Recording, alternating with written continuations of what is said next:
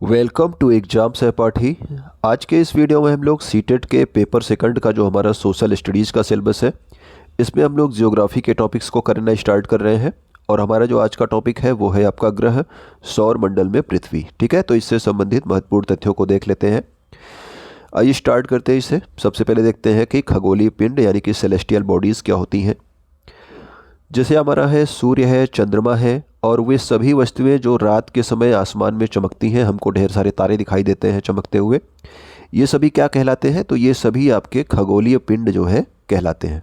ठीक है, तो हमारा सूर्य भी खगोलीय पिंड है, चंद्रमा भी, और जो भी हम रात को ढेर सारे तारों को देखते हैं चमकते हुए, वो सभी जो है हमारे सेलेस्टियल बॉडीज़ यानी कि खगोलीय पिंड कहलाते हैं।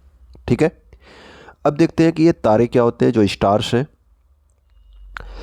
कुछ खगोलीय पिंड यानी कि सेलेस्टियल बॉडी जो है ये बड़े आकार वाले और गर्म होते हैं। ठीक है, और ये जो आपके होते हैं ये गैसों से बने होते हैं। इनके पास खुद की ऊष्मा और प्रकाश होता है, यानी कि ये भी जो है खुद का जो है इनके पास हीट होता है, खुद का इनके पास लाइट होता है। ठीक है, जिससे वे बहुत बड़ी मात्रा में उत्सर्जित करते हैं, यानी कि बहुत सारा जो है हीट और जो है लाइट ये भी जो है क्या करते हैं, उत्सर्जित करते हैं, बाहर निकालते हैं। इन खगोलीय पिंडों को क्या कहते हैं? तारा यानी कि स्टार कहते हैं। ठीक है, यहाँ पर आप लोग देख लीजिए कि जो सूर्य है ये भी क्या है, ये भी एक स्टार है, यानी कि एक तारा है। ठीक है, तो हमारा जो सूर्य है जिसको हम डेली देखते हैं, नज़दीक समय दिखता है, तो ये भी क्या है, एक तारा है। रात के समय चमकते हुए अनगिनत तारे सूर्य के ही समान है, यानी कि जो हम रात में ढेर सारे तारों को देखते हैं चमकते हुए बहुत छोटे छोटे, वो भी सूर्य की ही तरह है। लेकिन क्या है कि वो हमसे बहुत दूर होने के कारण क्या होता है कि हमारे पास तक उनकी ऊर्जा और प्रकाश जो है पहुंच नहीं पाती है, क्योंकि वो तारे हमसे बहुत दूर हैं। इस वजह से उनकी ऊष्मा और प्रकाश को हम लोग महसूस नहीं कर पाते, इसीलिए वे अत्यंत छोटे दिखाई पड़ते हैं। ठीक है, जैसे कि हम ही लोग देखते हैं कि अगर हम लोग यहाँ खड़े हैं, ठीक है, एक हमारे पास में पेड़ है तो वो हमें बड़ा दिखाई देता है। ठीक है, और कोई बहुत दूर है तो वो हमें क्या दिखाई देता है, छोटा सा दिखाई देता है। ठीक है, तो इसीलिए या सूर्य आपका यहाँ पे है और सारे जो है तारे काफ़ी दूर हैं आपसे, इसीलिए वो बहुत छोटे दिखाई देते हैं रात के समय में। और दिन में क्यों नहीं दिखाई देते? क्योंकि दिन में हमें सूर्य का प्रकाश ये ज़्यादा चमकता है। ठीक है, तो इसी वजह से ये सब जो है नहीं दिखाई देते हैं दिन में। अब देखते हैं हम लोग नक्षत्र मंडल क्या है आपका। रात्रि में आसमान की ओर देखते समय आप तारों के विभिन्न समूह द्वारा बनाई गई विविध आकृतियों को देख सकते हैं। ये क्या कहलाते हैं? यही हमारे नक्षत्र मंडल कहलाते हैं। जैसे हम लोग एक तो जानते हैं हमारा सप्तऋषि, ठीक है ना, इसी तरह से हमारा अर्शा मेजर या बिग बियर एक क्या है, नक्षत्र मंडल है। ये क्या होते हैं? एक विशेष प्रकार की जो है संरचना बनाए हुए होते हैं। ठीक है ना, एक विशेष प्रकार की आकृति बनाए हुए, तो जैसे इस तरह से आपका सप्तऋषि दिखाई देता है, अभी हम लोग देखेंगे एक फिगर में। ठीक है, तो सप्तऋषि बहुत ही आसानी से पहचान में आने वाला क्या है, एक नक्षत्र मंडल है। सप्तऋषि यानी ऋषि का मतलब होता है सप्त का मतलब सात हो गया, और ऋषि का मतलब क्या हो गया, संत, यानी कि ये क्या है, सात तारों का समूह है जो कि नक्षत्र मंडल अर्शा मेजर का भाग है। देखिए यहाँ पे एक नक्षत्र मंडल था अर्शा मेजर, ठीक है ना, इसी का पार्ट है आपका सप्तऋषि। ये भी आपको याद रखना है कि सप्तऋषि किसका पार्ट है, तो सप्तऋषि जो है अर्शा मेजर जो आपका नक्षत्र मंडल है इसका पार्ट है। ओके, तो अभी हम लोग देखते हैं एक फिगर में, यहाँ पे हम लोग समझते हैं इसको क्या है। तो इस तरह की आकृति बन जाती है, देखो यहाँ पे देखो इस तरह की आकृति बनी है ना, ये हम लोग इसको रात में आसानी से देख सकते हैं। तो इसी को क्या कहा जाता है, ये हमारे सप्तऋषि हैं। सप्तऋषि में आपके सात तारे हैं, 1 2 3 4 5 6 7, और इसी से जो है जो इसका लास्ट वाला ये दो तारा होता है, इसके सीधे में जब आप देखते हो तो जो एक बहुत चमकदार तारा दिखाई देता है उसको कहा जाता है नॉर्थ स्टार। ठीक है ना, पोल स्टार, वो आपका उत्तरी तारा होता है, उससे हम लोग उत्तर दिशा का पता लगाते हैं, और इसी को कहा जाता है ध्रुव तारा। ठीक है ना, ये आपका ज़्यादा चमकीला होता है। ओके, आइए देखते हैं इसके बारे में। प्राचीन समय के लोग क्या करते थे, रात्रि में दिशा का निर्धारण तारों के सहायता से करते थे। ठीक है, रात में जो है उनको किस तरफ जाना है उसका निर्धारण कैसे करते थे, वो तारों की सहायता से करते थे। उत्तरी तारा उत्तर दिशा को बताता है, इसी को क्या कहा जाता है, ध्रुव तारा। तो अभी हमने देखा था ध्रुव तारा किस तरह से हम उसको पहचान सकते हैं। ठीक है, पोल स्टार यानी कि ध्रुव तारा इसको कहा जाता है। यह आसमान में हमेशा एक ही स्थान पर रहता है। ठीक है, आसमान में ये इसका एक निश्चित स्थान है, वहीं पे ये रहता है। हम सप्तऋषि की सहायता से ध्रुव तारे की स्थिति को जान सकते हैं। हमने अभी अभी देखा किस तरह से इसको जान सकते हैं कि ध्रुव तारा कहाँ पे है। ओके, अब देखते हैं ग्रह क्या होते हैं। ग्रह, प्लैनेट, कुछ खगोलीय पिंडों में अपना प्रकाश एवं ऊष्मा नहीं होती है। ठीक है, यानी कि कुछ ऐसी सेलेस्टियल बॉडीज़ हैं, अभी आपने देखा था तारों में क्या था, खुद का प्रकाश और ऊष्मा थी, लेकिन कुछ ऐसे भी हैं जिसमें उनका खुद का प्रकाश और ऊष्मा क्या है, नहीं होती है। ठीक है, वे तारों के प्रकाश से प्रकाशित होते हैं, यानी कि तारों का जो प्रकाश होता है जब उनके ऊपर पड़ता है तभी वो प्रकाशित होते हैं।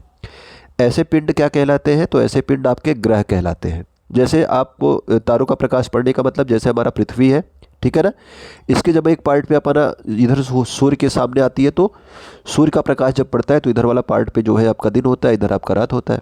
ठीक है, तो ये सूर्य के प्रकाश से चमकती है पृथ्वी। पृथ्वी भी क्या है, ग्रह है, इसके पास भी प्रकाश और ऊष्मा नहीं है। प्लैनेट ग्रीक भाषा के प्लैनेटाई शब्द से बना है। प्लैनेट यानी कि जो आपका ग्रह है, प्लैनेट इंग्लिश में बोलते हैं इसको, ये ग्रीक भाषा का एक शब्द था प्लैनेटाई, इस शब्द से बना हुआ है। इसका अर्थ क्या होता है, तो इसका अर्थ होता है परिभ्रमक, यानी कि वांडरर, चारों ओर घूमने वाले। ठीक है, जो आपके किसी एक केंद्र के चारों ओर घूमते रहते हैं। ठीक, तो इसी शब्द से, प्लैनेटाई शब्द से ये प्लैनेट शब्द निकला हुआ है। पृथ्वी जिस पर हम रहते हैं ये भी क्या है, एक ग्रह है। यह अपना संपूर्ण प्रकाश और ऊष्मा सूर्य से प्राप्त करती है। ये तो हमने अभी अभी देखा, ठीक है ना, किस तरह से सूर्य से अपना प्रकाश और ऊष्मा ये प्राप्त करती है। सूर्य पृथ्वी के सबसे नज़दीक का तारा है। पृथ्वी के सबसे नज़दीक का तारा है कौन, आपका सूर्य। इसीलिए जो है आपको सूर्य जो है ज़्यादा बड़ा दिखता है। पृथ्वी को बहुत अधिक दूरी से जैसे चंद्रमा से देखने पर यह चंद्रमा की तरह चमकती हुई प्रतीत होती है। जैसे हम लोग यहाँ से देखते हैं चंद्रमा चमकता हुआ दिखता है, तो अगर हम चंद्रमा पे चले जाएं और वहाँ से पृथ्वी को देखें तो हमें पृथ्वी भी चमकती हुई महसूस होगी। ठीक है, यहाँ से अगर हम लोग देख रहे हैं तो दिखेगा कि हाँ, ये पृथ्वी भी आपका चमकता हुआ है, कोई एक गोल सा जो है आपका पिंड है। ठीक है, आसमान में दिखने वाला जो चंद्रमा है ये क्या है, एक उपग्रह है। चंद्रमा के बारे में भी अभी हम लोग पढ़ेंगे। तो चंद्रमा क्या है, एक उपग्रह है। पृथ्वी क्या था, पृथ्वी एक ग्रह था। ठीक है, पृथ्वी एक ग्रह था, लेकिन चंद्रमा क्या है, उपग्रह है, सैटेलाइट है। यह हमारी पृथ्वी का सहचर यानी कि कंपेनियन है और इसके चारों ओर चक्कर लगाता है। ओके, यानी कि अभी आपने देखा कि जो हमारा सूर्य था, ठीक है, सूर्य के चारों ओर चक्कर कौन लगा रही थी, हमारा पृथ्वी, अर्थ। ठीक है, और अर्थ के चारों ओर चक्कर कौन लगा रहा है, तो अर्थ के चारों ओर चक्कर लगा रहा है हमारा मून। ठीक है, चंद्रमा। तो ऐसा होता है। सौर मंडल क्या है, सोलर सिस्टम। सूर्य, इसके साथ 8 ग्रह, उपग्रह तथा कुछ और भी खगोलीय पिंड जैसे कि हमारे क्षुद्र ग्रह हैं जिसको एस्टेरॉइड्स कहा जाता है, इसके अलावा उल्का पिंड, मेटेओराइट्स कहा जाता है। ये सभी मिलकर के क्या बनाते हैं, एक सौर मंडल का निर्माण करते हैं। ठीक है, ये सभी एक सौर मंडल का निर्माण करते हैं। तो जिसमें आपका सूर्य भी रहता है और इसके अलावा 8 ग्रह, पहले 9 ग्रह थे, अब 8 ग्रह हो गए हैं। ठीक है, इसके अलावा इन ग्रहों के उपग्रह हो गए, कुछ और खगोलीय पिंड, ये सभी मिलकर के क्या बनाते हैं, सौर मंडल का निर्माण करते हैं। इसे हम सौर परिवार यानी कि सोलर फैमिली का नाम देते हैं। और जिसका हेड कौन होता है, तो इसका मुखिया होता है हमारा सूर्य। ठीक है, जो आपके सेंटर में होता है। तो सौर परिवार का मुखिया कौन है, तो ये हमारा सूर्य है। देखिए यहाँ पे आपको एक फिगर दिया गया है, ये हमारा है, यहाँ पे सूर्य है। ठीक है, उसके बाद हमारा बुध हो गया, फिर हमारा हो गया शुक्र यहाँ पे यानी कि वीनस हो गया, फिर हमारा अर्थ हो गया पृथ्वी, फिर हमारा मार्स हो गया मंगल, फिर जुपिटर हो गया। और देखिए अभी क्षुद्र ग्रह की बात कर रहे थे ना, तो क्षुद्र ग्रह यहाँ पे है एस्टेरॉइड्स। ठीक है, जुपिटर के बाद आपका सैटर्न हो गया, फिर यूरेनस हो गया, फिर नेपच्यून हो गया। तो ये हमारे 8 ग्रह हो गए, सूर्य के चारों ओर चक्कर लगाते हुए इसमें दिखाए गए हैं। इसमें एक आंतरिक ग्रह और बाह्य ग्रह भी होते हैं। तो ये जो आपका इनर प्लैनेट्स है, तो अंदर के जो यानी कि क्षुद्र ग्रह के आपके पहले के जो आपके 4 ग्रह हैं, ठीक है ना, क्षुद्र ग्रह के इधर अंदर की ओर जो 4 ग्रह हैं ये आपके क्या कहे जाएंगे, ये चारों आपके आंतरिक ग्रह कहे जाते हैं। और इसके बाहर जो आपके 4 ग्रह हैं ये आपके बाह्य ग्रह कहे जाते हैं। ठीक है, तो ये भी आपका लाइन से अगर आपको याद रहेगा तो इसको भी आप अलग अलग कर लेंगे। ये सूर्य के बहुत नज़दीक होते हैं। जो अंतरिक्ष ग्रह होते हैं ये क्या होते हैं, सूर्य के बहुत नज़दीक होते हैं और ये चट्टानों के बने होते हैं। ठीक है ना, तो ये जो आपके चार इधर वाले ग्रह हैं ये आपके चट्टानों के बने होते हैं। आपका मंगल हो गया, पृथ्वी हो गया, शुक्र हो गया और बुध हो गया, ये चट्टानों के बने होते हैं और सूर्य के नज़दीक होते हैं, जैसे बुध, शुक्र, पृथ्वी और मंगल। इसके अलावा जो आपके चार ग्रह हैं इन्हें कहा जाता है बाह्य ग्रह। ठीक है, आउटर प्लैनेट्स। सूर्य से बहुत दूर होते हैं और आकार में भी बड़े होते हैं। ठीक है, देख रहे थे आप उधर साइड के जो आप आकार थे वो सारे के सारे बड़े थे। ये गैस और तरल पदार्थों से बने होते हैं। ठीक है ना, गैस और लिक्विड से बने होते हैं, जैसे कि आपका बृहस्पति हो गया, जुपिटर, सैटर्न, इसके अलावा यूरेनस एंड नेपच्यून। ठीक है, तो ये सारे क्या है, ये बहुत बड़े आकार के हैं और आपके गैसेज और लिक्विड से बने हैं और सूर्य से भी बहुत दूरी पे पाए जाते हैं, तो इन्हें आउटर प्लैनेट्स कहा जाता है। अब देखते हैं सूर्य के बारे में थोड़ा सा। पौराणिक रोमन कहानियों में सोल जो है ये सूर्य देवता को कहा जाता था। ठीक है, तो ये आपका सोल वर्ड यूज किया जाता था, SOL ही है इसकी स्पेलिंग। ठीक है, सूर्य देवता के लिए आपके पौराणिक जो आपकी रोमन कहानियाँ था उसमें कहा जाता था। जो आपका सोलर शब्द है, सौर शब्द है, सौर शब्द का अर्थ है सूर्य से संबंधित। ठीक है, रिलेटेड टू सन, इसीलिए सूर्य के परिवार को सौर मंडल कहा जाता है। जितने भी आपके सूर्य से संबंधित हैं, ठीक है, वो आपका सौर परिवार कहा जाता है और इसी को सौर मंडल भी कहा जाता है, आपका सोलर सिस्टम। सूर्य क्या है, तो सौर मंडल के केंद्र में स्थित होता है हमारा सूर्य। ये तो हमने देखा ही अभी, आपका केंद्र में कौन था, सूर्य, उसी के चारों ओर सभी चक्कर लगा रहे हैं। यह बहुत बड़ा है और अत्यंत गर्म गैसों से बना हुआ है। तो सूर्य का है, अभी आपको बताया गया था कि तारे जो है क्या होते हैं, ये आकार में बड़े होते हैं और गैसों से बने होते हैं, गर्म होते हैं, इनका खुद की हीट होती है, इनकी खुद की लाइट होती है ना। इसका खिंचाव बल यानी कि पुलिंग फोर्स इससे सौर मंडल को बांधे रखता है। यानी कि सूर्य आपका केंद्र में हो गया, उसके अलावा जो आपके चारों सभी जो है आपके जो इसके चारों ओर चक्कर लगा रहे हैं, ये आपके इसके पुलिंग फोर्स की वजह से पूरा एकदम इसी के इस फोर्स की वजह से एक दूसरे से जुड़े हुए हैं। ठीक है ना, तो ये सौर मंडल को पूरा बाइंड करके रखता है आपका इसके जो आपका पुलिंग फोर्स है सूर्य का। सूर्य सौर मंडल के लिए प्रकाश और ऊष्मा का एकमात्र स्रोत है। जो हमारा सूर्य है, पूरे सौर मंडल में जो प्रकाश और ऊष्मा मिलती है वो सूर्य की वजह से ही मिलती है। ठीक है ना, तो एकमात्र स्रोत, अल्टीमेट सोर्स आपका कौन है, सन है। ओके, सूर्य पृथ्वी से लगभग 15 करोड़ किलोमीटर दूर है।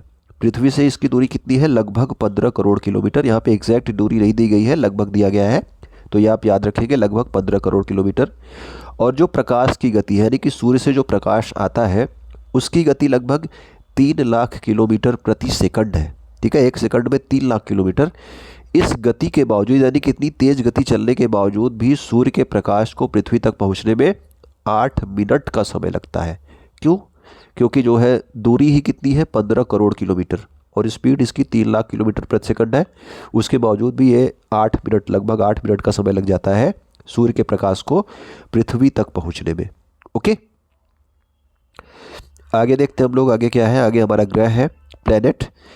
तो प्लेनेट के बारे में दिया गया है कि हमारे सौर मंडल में कुल कितने हैं, 8 ग्रह हैं। तो कौन कौन से हैं, और ये आपसे हमेशा पूछा जाता है कि सूर्य की दूरी के अनुसार ये वाला ग्रह किस नंबर पे है।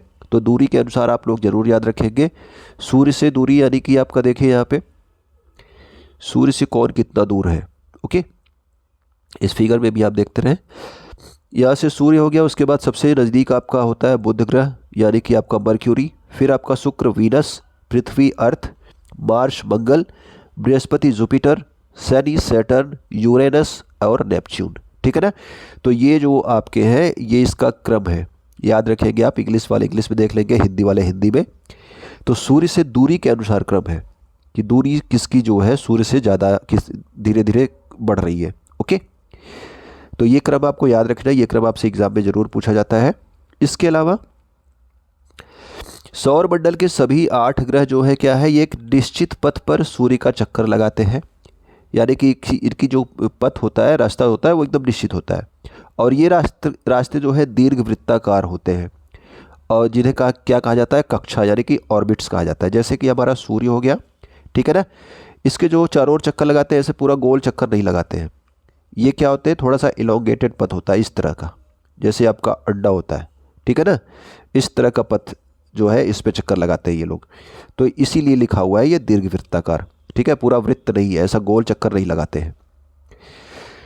इन्हीं को क्या कहा जाता है, ये रास्ते आपके निश्चित होते हैं तो इन्हें कहा जाता है कक्षा, यानी कि ऑर्बिट्स कहा जाता है। किसको ऑर्बिट्स कहा जाता है, ये सूर्य हो गया, इसके चारों ओर जो चक्कर लगा रहा है, ये वाला जो आपका रास्ता बनता है इसको बोलते हैं ऑर्बिट, इसी ऑर्बिट पे ये चक्कर लगाते हैं। बुध यानी कि जो मर्क्यूरी है ये क्या है, ये सूर्य के सबसे नज़दीक है, सूर्य के सबसे नज़दीक वाला ग्रह है।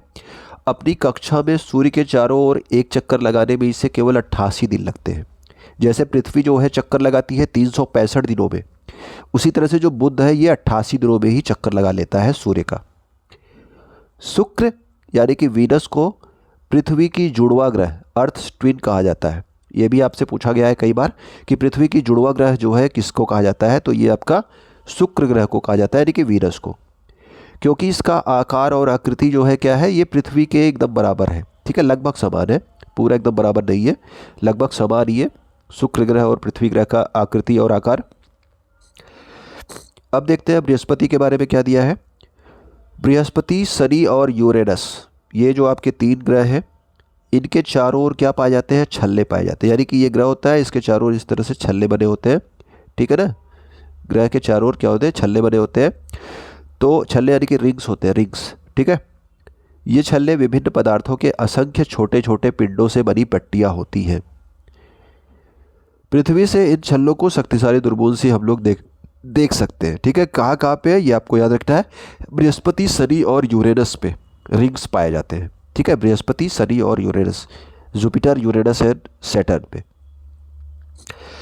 ठीक है। अब यहाँ पे जो है कुछ दिया गया है, आपको याद रखना होगा, याद रख लीजिएगा, क्योंकि जो है इसमें देखिए सूर्य के चारों ओर एक परिक्रमण की बात की गई है एक में, और दूसरा अपने अक्ष पर घूर्णन, ठीक है, बुध ग्रह का दिया है। जैसे पृथ्वी के संदर्भ में अगर हम समझे तो इसी से सारा समझ जाएंगे।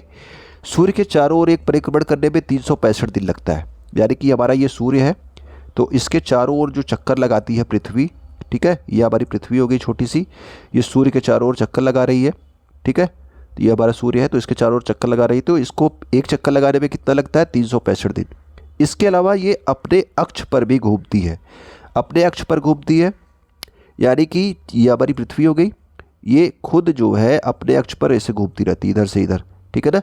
और क्या होती है, 24 घंटे, यानी कि एक दिन जो हमारा होता है 24 घंटे में ये अपने अक्ष पर घूम लेती है, अपना एक राउंड जो है ये 24 घंटे में पूरा कर लेती है, ठीक है। और ये पूरा जो है सूर्य का चक्कर लगाने में कितना दिन लगाती है, 365 दिन, ठीक है। तो ये दोनों अंतर है, सूर्य का चक्कर एक जब पूरा हो जाएगा तो 1 साल हो जाता है, और अपना जब चक्कर पूरा कर लेती है एक गोला घूम करके खुद से ही, ठीक है ना, तो अपने अक्ष पर, तो उसको बोला जाता है हमारा 24 घंटे में पूरा हो जाता है, तो हमारा एक दिन हो जाता है, ठीक है। तो इसी तरह से सबका परिक्रमण काल और आपका घूर्णन दिया हुआ है, बुध, शुक्र, पृथ्वी, मंगल। एक बार आप इसका स्क्रीनशॉट ले लेंगे, ठीक। इसके बाद भी है हमारा शनि के अलावा आपका यूरेनस और नेपच्यून का भी है, इसको भी आप ले लेंगे एक बार स्क्रीनशॉट। तो इसे एक बार आप देख लेंगे कि किसका जो है परिक्रमण काल और घूर्णन काल कितने समय का है, ओके। अगला हमारा है अभी तक प्लूटो। देखिए अभी मैंने कहा था ना स्टार्टिंग में कि अभी 8 ग्रह हो गए, लेकिन पहले कितने थे, 9 ग्रह थे। तो जो प्लूटो है ये भी एक ग्रह माना जाता है, माना जाता था, पहले माना जाता था, लेकिन अंतर्राष्ट्रीय खगोलीय संगठन यानी कि जो हमारा इंटरनेशनल एस्ट्रोनॉमिकल यूनियन है, इसने अगस्त 2006 में एक बैठक की थी और उसमें निर्णय लिया कि जो आपके कुछ और पिंड खोजे गए थे, जैसे 2003 यूबी 313 और सिरस और प्लूटो जो है, इसको ड्वार्फ प्लैनेट्स यानी कि बौने ग्रह की श्रेणी में रख दिया। यानी कि जो आपका प्लूटो था पहले ग्रहों में शामिल था, लेकिन अब इसको ड्वार्फ मतलब कि ड्वार्फ प्लैनेट की श्रेणी में रख दिया गया है, ठीक है ना। अगस्त 2006 से इसको ग्रह की श्रेणी से हटा दिया गया है। अब देखते हैं पृथ्वी के बारे में थोड़ा। तो पृथ्वी के बारे में अगर देखें तो सूर्य से दूरी के क्रम में ये आपका पृथ्वी जो है ये आपका तीसरा ग्रह है, ठीक है ना। सूर्य के सबसे पहले आपका बुध था, फिर शुक्र था, उसके बाद आपकी पृथ्वी थी, ठीक है। तो ये तीसरा ग्रह है सूर्य से दूरी के क्रम में। और अगर आकार की बात करें, साइज की बात करें, तो पृथ्वी आपका 5वां सबसे बड़ा ग्रह है, ठीक है ना। 5वां सबसे बड़ा ग्रह है आकार में। सबसे बड़ा जो ग्रह है वो आपका कौन सा है, तो वो है हमारा जुपिटर है, यानी कि बृहस्पति है। यह ध्रुवों के पास थोड़ी सी चपटी है। जो हमारी पृथ्वी है ये हमारे पोल्स हैं उनके पास जो है स्लाइटली फ्लैटेंड है, ठीक है, थोड़ी सी चपटी है। यही कारण है कि इसके आकार को क्या बोला जाता है, भू आब, यानी कि जियोइड, ठीक है, जियोइड बोला जाता है इसके आकार को। तो ये जो है भूआब का क्या मतलब होता है, भूआब का मतलब होता है पृथ्वी के समान आकार, ठीक है, अर्थ लाइक शेप। तो अगर आपसे हमेशा पूछा जाता है कि पृथ्वी के आकार किस प्रकार का है, तो पृथ्वी का आकार आपका जियोइड है, भूआब, ठीक है ना। इसके आकार को क्या बोला जाता है, भूआब कहा जाता है। इस तरह से जो है पूरा एकदम गोल नहीं है, ठीक है ना, तो इस तरह का है, तो इसके आकार को भूआब कहा जाता है। पृथ्वी सौरमंडल का सबसे अद्भुत ग्रह है। जीवन के लिए अनुकूल परिस्थितियां संभवतः केवल पृथ्वी पर ही पाई जाती हैं, ठीक है। अंतरिक्ष से देखने पर पृथ्वी नीले रंग की दिखाई पड़ती है क्योंकि इसका 2/3 यानी कि 2/3 जो आपका सतह है ये पानी से ढका हुआ है, इसीलिए इसको नीला ग्रह यानी कि ब्लू प्लेनेट भी कहा जाता है, ठीक है। तो ब्लू प्लेनेट भी कहा जाता है हमारे पृथ्वी को। देखिए पृथ्वी से संबंधित जो है हमारे इसमें पृथ्वी से संबंधित और भी चैप्टर्स हैं, उनको मैं एक अलग वीडियो में जो है लेके आऊँगा, ठीक है। पृथ्वी के स्थल रूप हो गए, पृथ्वी पर परिमंडल हो गया, और पृथ्वी की जो गतियाँ हैं, यानी कि अभी मैंने बताया कि सूर्य के चारों ओर घूमती है, तो इसमें जो है एक लंबा चैप्टर है। तो ये पृथ्वी से संबंधित जो भी चीज़ें हैं इसको मैं एक अलग वीडियो में लेके आऊँगा, ठीक है ना। अभी हम लोग केवल सौरमंडल और पृथ्वी से संबंधित जो नॉर्मल जानकारी हमें दी गई है उसके बारे में पढ़ लेते हैं। उपग्रह देखते हैं, उपग्रह क्या है, जो हमारा सैटेलाइट है। उपग्रह एक खगोलीय पिंड है जो ग्रहों के चारों ओर उसी प्रकार चक्कर लगाता है जिस प्रकार ग्रह जो है सूर्य के चारों ओर चक्कर लगाते हैं। तो अभी ये स्टार्टिंग में बताया गया, अभी आपको बताया गया कि उपग्रह क्या होता है। उपग्रह ग्रह के चारों ओर चक्कर लगाता है, बस इतनी बात आपको याद रखना है। यानी कि पृथ्वी का उपग्रह आपका चंद्रमा है, तो चंद्रमा क्या करता है, पृथ्वी का चक्कर लगाता है, ठीक है, चंद्रमा पृथ्वी का चक्कर लगाता है। और पृथ्वी हमारा ग्रह है, तो जब ग्रह है तो किसका चक्कर लगाएगी, वो आपके सूर्य का चक्कर लगाती है, ठीक है। पृथ्वी जो है सूर्य का चक्कर लगाती है, और यहीं पे पृथ्वी का चक्कर कौन लगाता है, तो हमारा उपग्रह है चंद्रमा, ठीक है ना, मून। तो ये चक्कर लगाता है पृथ्वी का। तो जो उपग्रह होते हैं ये हमारे ग्रहों के चारों ओर चक्कर लगाते हैं। इसके अलावा कुछ मानव निर्मित उपग्रह भी बनाए जाते हैं, ह्यूमन मेड सैटेलाइट्स हम लोग अपने रॉकेट से भेजते हैं। ये भी आपके कृत्रिम पिंड यानी कि आर्टिफिशियल बॉडीज होती है, वैज्ञानिकों के द्वारा बनाया जाता है, और इसका उपयोग ब्रह्मांड यानी कि जो यूनिवर्स है इसके बारे में जानकारी प्राप्त करने और पृथ्वी पर कम्युनिकेशन संचार माध्यम के लिए किया जाता है। इसे रॉकेट के द्वारा जो है हम लोग अंतरिक्ष में भेजते हैं और पृथ्वी की कक्षा में स्थापित कर देते हैं। लगभग 36,000 किलोमीटर ऊपर जो है ये कक्षा जो है आपकी है, ठीक है ना, वहीं पे इसको स्थापित किया जाता है। भूस्थैतिक उपग्रह बोला जाता है।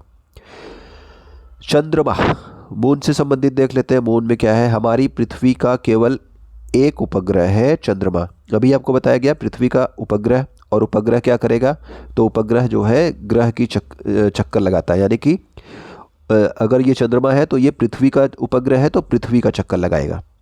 इसका व्यास पृथ्वी के व्यास का केवल 1/4 होता है। व्यास क्या होता है, अगर मान लो ये हमारी पृथ्वी है तो यहाँ से लेकर यहाँ तक इसका क्या हो गया, व्यास हो गया पूरा, ठीक है ना। यहाँ से यहाँ तक की दूरी है क्या है, व्यास, और इसका 1/4 यानी कि इसको अगर आप 4 पार्ट में डिवाइड कर दें तो इतना बड़ा क्या है, इतना बड़ा आपका चंद्रमा हो जाएगा, ठीक है ना। 1/4 इतना बड़ा आपका चंद्रमा है।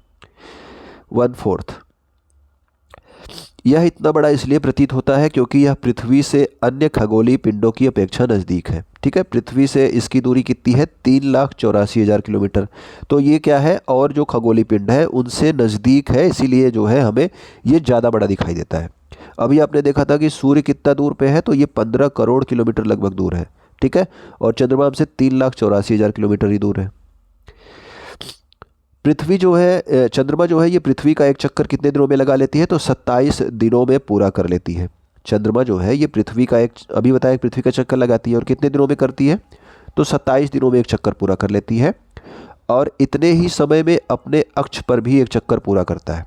अब देखिए 27 दिनों में पृथ्वी का चक्कर पूरा कर रहा है, और खुद पर जो आपके अपने अक्ष पर जो इसको घूमना होता है, मान लो इधर से इधर घूम रही है, ठीक है ना, अपने अक्ष पर खुद ही घूम रही है ऐसे गोल गोल, ठीक है, तो उतना समय ही लगता है। अपने अक्ष पर भी घूमने में इसे 27 दिन लग जाते हैं। इसीलिए हम लोग पृथ्वी से चंद्रमा का केवल एक ही भाग देख पाते हैं, ठीक है, ये भी प्रश्न आपसे कई बार पूछा गया है कि हमें चंद्रमा का जो है, पृथ्वी से चंद्रमा का केवल एक ही भाग क्यों दिखाई पड़ता है। क्योंकि पृथ्वी जो है, क्योंकि जो चंद्रमा है ये अपना इसका परिक्रमण काल और परिभ्रमण काल लगभग बराबर है, ठीक है ना। यानी कि घूर्णन काल यानी कि अपने अक्ष पर जो घूमती है वो, और इसका परिक्रमण काल यानी कि पृथ्वी का जो चक्कर लगाती है, दोनों लगभग 27 दिनों में पूरा करता है, इसीलिए हमें केवल एक ही भाग दिखाई पड़ता है। ओके, तो ये पॉइंट आप याद रखना, पूछा जाता है आपसे। चंद्रमा अलग अलग समय पर अलग अलग आकार और अलग अलग स्थितियों में दिखाई देता है। आप देखते हो कभी आपका इस तरह से दिखाई देगा, कभी दिखाई नहीं देता, कभी आपका थोड़ा सा दिखाई देता है, कभी आपका थोड़ा ज़्यादा दिखाई देता है, आधा दिखाई देता है, ठीक है ना। तो इसमें क्या होता है, हमें जो पूरा चंद्रमा दिखाई देता है, जो फुल मून होता है, वो लगभग 1 महीने में केवल एक बार दिखाई देता है, पूरा का पूरा, ठीक है। इसे हम लोग पूर्ण चंद्रमा वाली रात यानी कि पूर्णिमा कहते हैं। तो पूर्णिमा के दिन हमें पूरा चंद्रमा दिखाई देता है। और इसके बाद 15 दिन बाद आप इसे नहीं देख सकते। 15 दिन बाद जो है क्या होता है, आपका अमावस्या की रात आ जाती है, न्यू मून स्टार्ट हो जाता है। न्यू मून बोलते हैं नए चंद्रमा की रात्रि, यानी कि अमावस्या हो जाती है। तो अमावस्या के दिन आपको चंद्रमा दिखाई ही नहीं देता। चंद्रमा की परिस्थितियां जीवन के लिए अनुकूल नहीं है। इसकी सतह पर पर्वत है, ठीक है, मैदान है और गड्ढे हैं, जो कि चंद्रमा की सतह पर छाया बनाते हैं। और ये छाया हम किस दिन देख सकते हैं, तो आपसे पूछा जा सकता है कि चंद्रमा की सतह पर जो छाया बनती है उसे किस दिन देखा जा सकता है। तो पूर्णिमा के दिन चंद्रमा पर इस छाया को देखा जा सकता है, ठीक है। तो चंद्रमा की सतह पर भी आपके पर्वत है, मैदान है, गड्ढे हैं, ये सब चीज़ें चंद्रमा की सतह पे है।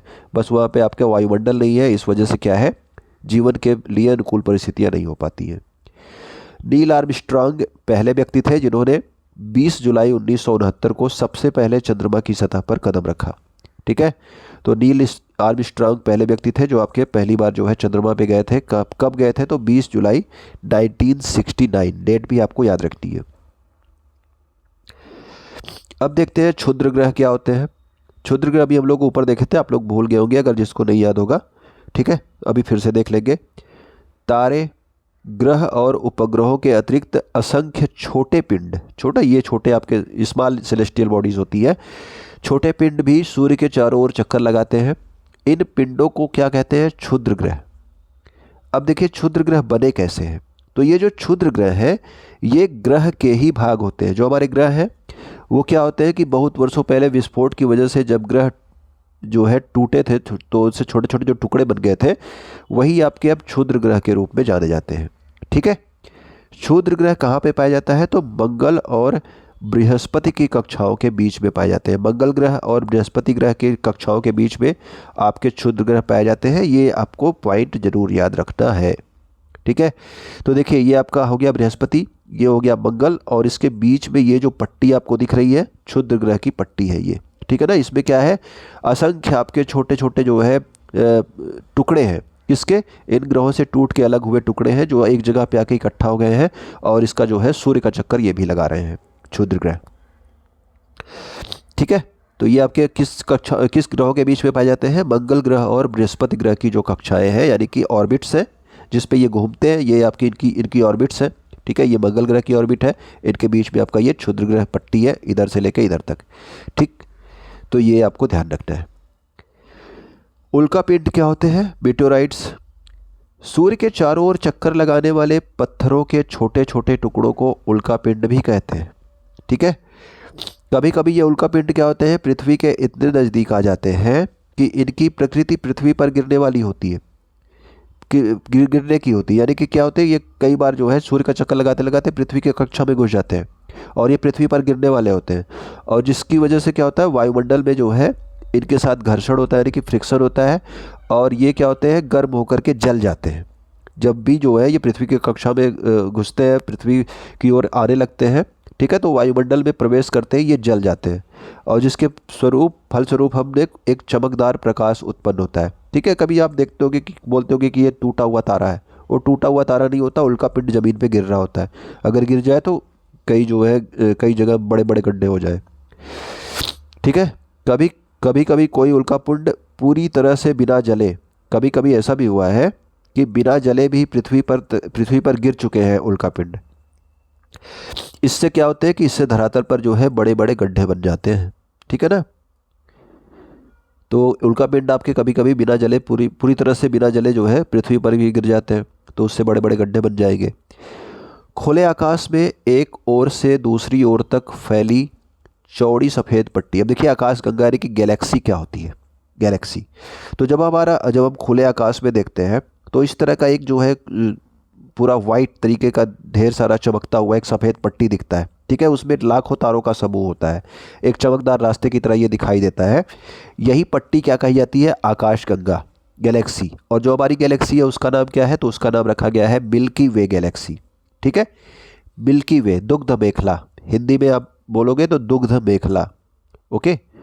दुग्ध यानी कि मिल्की वे, उसके बाद आपका मेखला, मेखला, ठीक है ना। तो ये दुग्ध मेखला कहा जाता है जो हमारी गैलेक्सी है उसका नाम, ठीक है।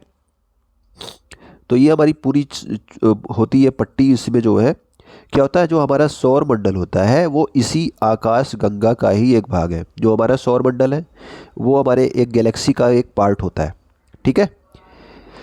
प्राचीन भारत में इसकी कल्पना, यानी कि ये जो चीज़ दिखती थी इसकी कल्पना आकाश में प्रकाश की एक बहती नदी से की गई थी।